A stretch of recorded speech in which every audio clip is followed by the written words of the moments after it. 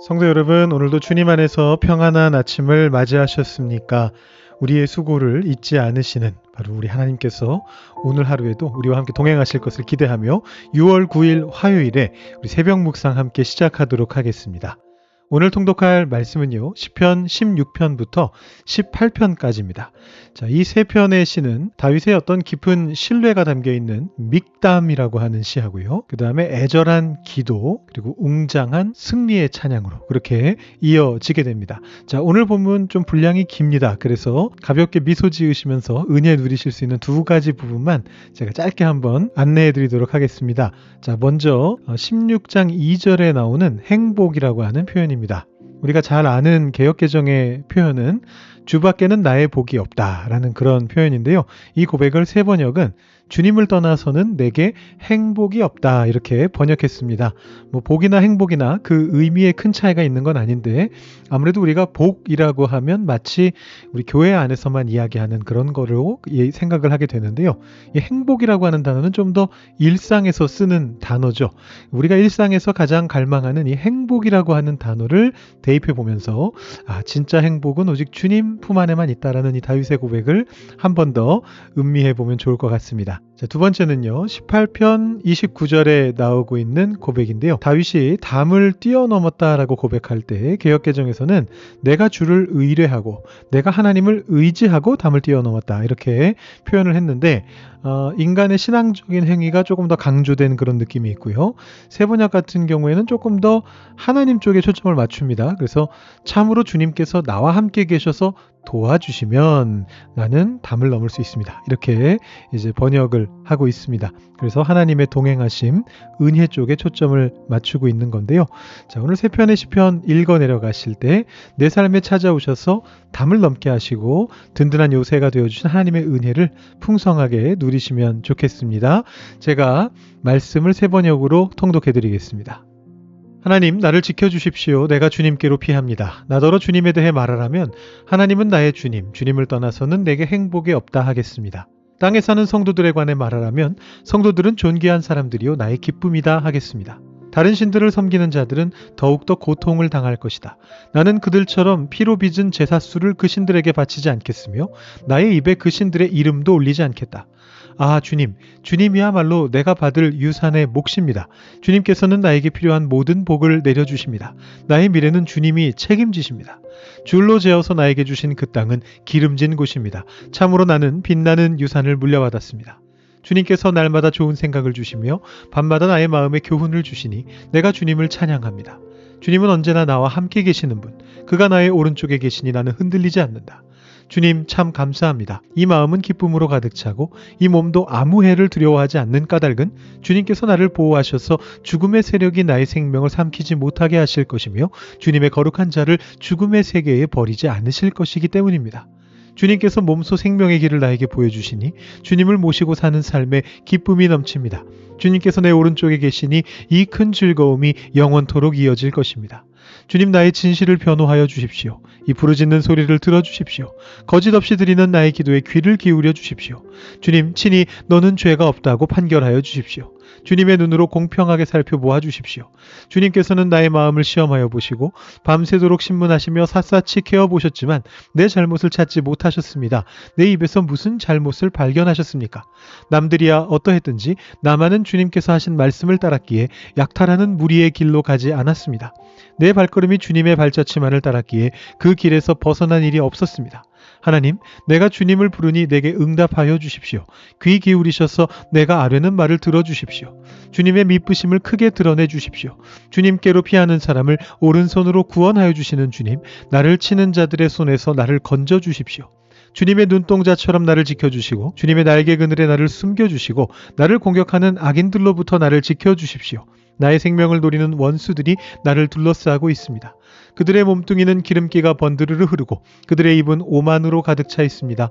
마침내 그들이 나를 뒤따라와 에워싸고 이 몸을 땅바닥에 메어치려고 노려봅니다.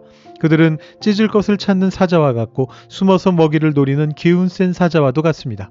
주님 일어나십시오. 그들을 대적하시고 굴복시키십시오. 주님께서 칼을 드셔서 악인에게서 나의 생명을 구하여 주십시오. 주님 이 세상에서 받을 몫을 다 받고 사는 자들에게서 나를 구해 주십시오. 주님께서 몸소 구해 주십시오. 그들은 주님께서 쌓아두신 재물로 자신들의 배를 채우고 남은 것을 자녀에게 물려주고 그래도 남아서 자식의 자식들에게까지 물려줍니다. 나는 떳떳하게 주님의 얼굴을 뵙겠습니다. 깨어나서 주님의 모습 배울 때에 주님과 함께 있는 것만으로도 내게 기쁨이 넘칠 것입니다. 나의 힘이신 주님, 내가 주님을 사랑합니다. 주님은 나의 반석, 나의 요새, 나를 건지시는 분, 나의 하나님은 내가 피할 바위, 나의 방패, 나의 구원의 뿔, 나의 산성이십니다. 나의 찬양을 받으실 주님, 내가 주님께 부르짖습니다. 주님께서 나를 원수들에게서 건져주실 것입니다. 죽음의 사슬이 나를 휘감고 죽음의 물살이 나를 덮쳤으며 스올의 줄이 나를 동여 묶고 죽음의 덫이 나를 덮쳤다. 내가 고통 가운데서 주님께 부르짖고 나의 하나님을 바라보면서 살려달라고 부르짖었더니 주님께서 그의 성전에서 나의 간구를 들으셨다. 주님께 부르짖은 나의 부르짖음이 주님의 귀에 다다랐다. 주님께서 크게 노하시니 땅이 꿈틀거리고 흔들리며 산의 뿌리가 떨면서 뒤틀렸다. 그의 코에서 연기가 솟아오르고 그의 입에서 모든 것을 삼키는 불을 뿜어내시니 그에게서 숯덩이들이 불꽃을 튕기면서 달아올랐다. 주님께서 하늘을 가르고 내려오실 때에 그 발 아래에는 짙은 구름이 깔려 있었다. 주님께서 그룹을 타고 날아오셨다. 바람 날개를 타고 높이 솟으셨다. 어둠을 장막 삼아 두르시고 빗방울 머금은 먹구름과 짙은 구름으로 둘러서 장막을 만드셨다. 주님 앞에서는 광채가 빛나고 짙은 구름은 불꽃이 되면서 우박이 쏟아지고 벼락이 떨어졌다. 주님께서 하늘로부터 천둥 소리를 내시며 가장 높으신 분께서 그 목소리를 높이시며 우박을 쏟으시고 벼락을 떨어뜨리셨다. 주님께서 화살을 쏘아서 원수들을 흩으시고 번개를 번쩍이셔서 그들을 혼란에 빠뜨리셨다. 주님께서 꾸짖으실 때에 바다의 밑바닥이 모두 드러나고 주님께서 진노하셔서 콧김을 내뿜으실 때에 땅의 기초도 모두 드러났다. 주님께서 높은 곳에서 손을 내밀어 나를 움켜잡아 주시고 깊은 물에서 나를 건져주셨다. 주님께서 나보다 더 강한 원수들과 나를 미워하는 자들에게서 나를 건져주셨다. 내가 재난을 당할 때에 원수들이 나에게 덤벼들었으나 주님께서는 오히려 내가 의지할 분이 되어주셨다. 이렇게 나를 좋아하시는 분이시기에 나를 넓고 안전한 곳으로 데리고 나오셔서 나를 살려주셨다. 내가 의롭게 산다고 하여 주님께서 나에게 상을 내려주시고 나의 손이 깨끗하다고 하여 주님께서 나에게 보상해 주셨다. 진실로 나는 주님께서 가라고 하시는 그 길에서 벗어나지 아니하고 무슨 악한 일을 하여서 나의 하나님으로부터 떠나지도 아니하였다.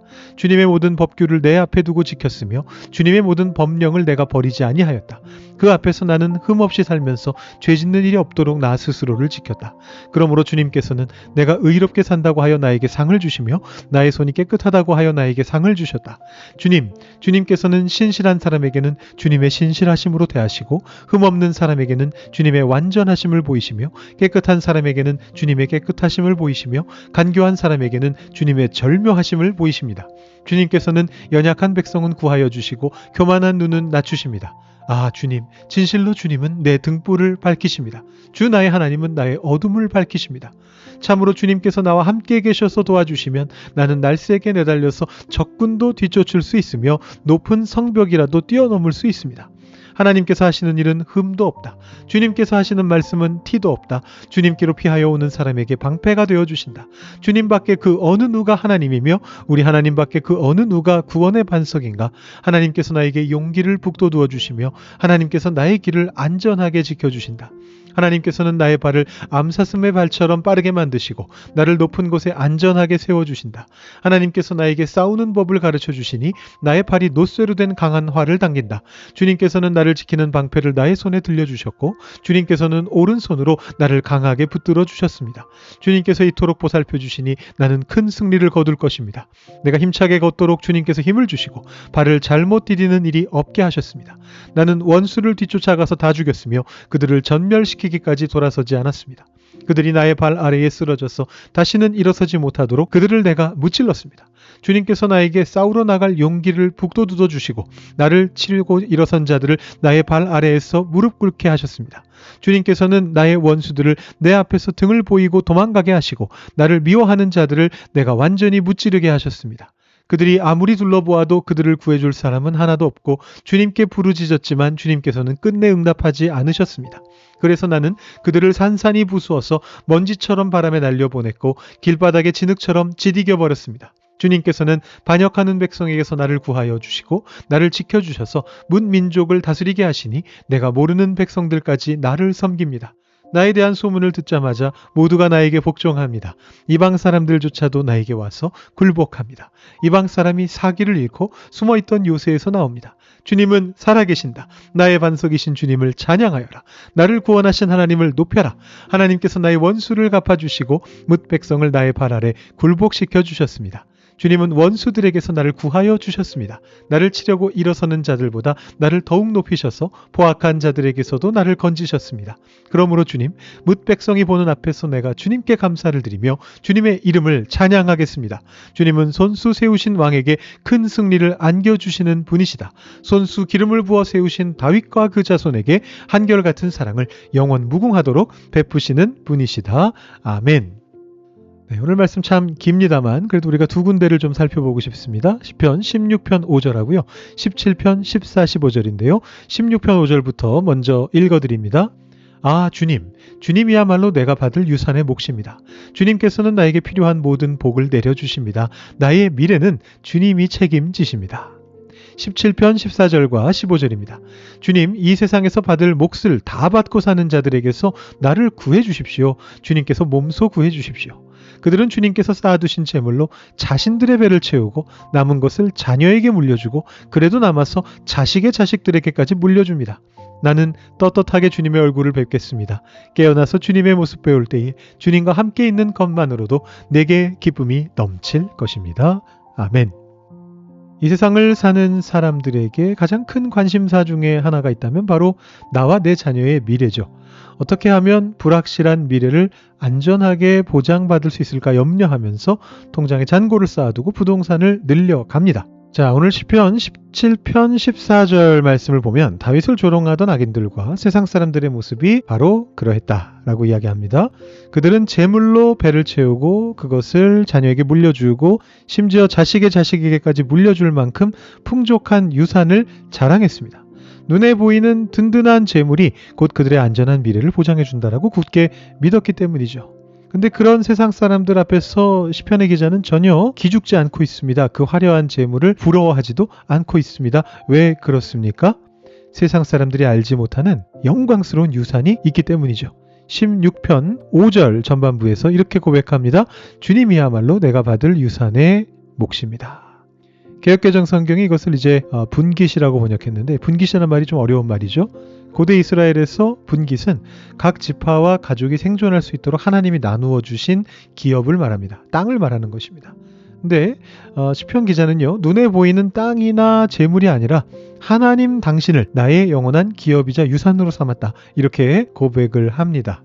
자, 그렇다면 창조주 하나님을 나의 유산으로 삼았다는 것이 실제 삶에서 어떤 의미가 있습니까? 자, 이어지는 그 16편 5절 하반부에 이 시편의 백미라고 부를 수 있는 그런 고백이 나오고 있습니다.